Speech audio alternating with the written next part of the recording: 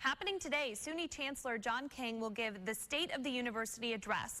This typically highlights funding and policies for the coming year while reflecting on the year that's gone by.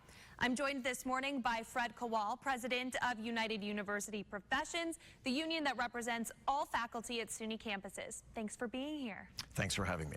We know that this year's state budget included millions of funding for SUNY across the board, but your organization is particularly concerned about the way that funding is being allocated across the schools. Tell me why.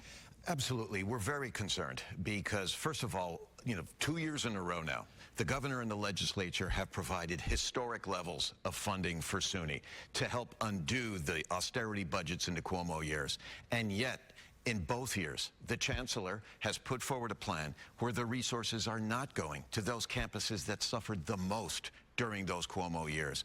And that only exacerbates a budget crisis that is hitting right now 19 campuses.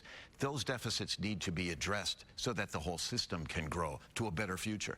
When we talk about campuses that are facing problems, ones with significant deficits, let's take SUNY Fredonia, for example, in the Buffalo area.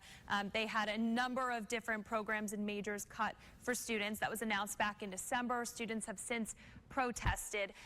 The SUNY chancellor did visit that campus. We're going to pull up a quote here from Chancellor John King. It reads, quote, "We want SUNY Fredonia to be successful for the next 200 years, and in order to make sure that happens, the campus has to make smart financial decisions." So what's your reaction to that? Well, I think that what we're missing here and what the chancellor is missing here is that you grow your way out of a crisis like this. You don't cut programs. Because the financial system in SUNY and in so many public university systems across the country, unfortunately, are based on enrollment, on tuition dollars, on fees, then there has to be more students. Well, the problem with cutting programs is you're going to drive away students and further exacerbate this financial crisis at Fredonia.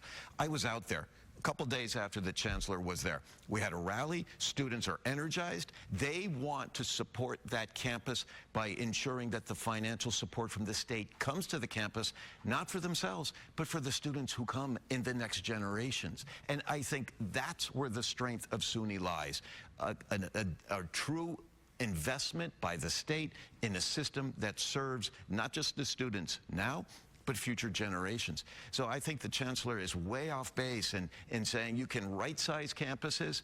No, what you're doing is you're downsizing. And that harms the system, it limits opportunity, and it creates a system that is weaker than it was previously. So we'll hear both the chancellor and the governor speaking at the Egg in Albany at 11 this morning. In an ideal world, what would you like to hear from them?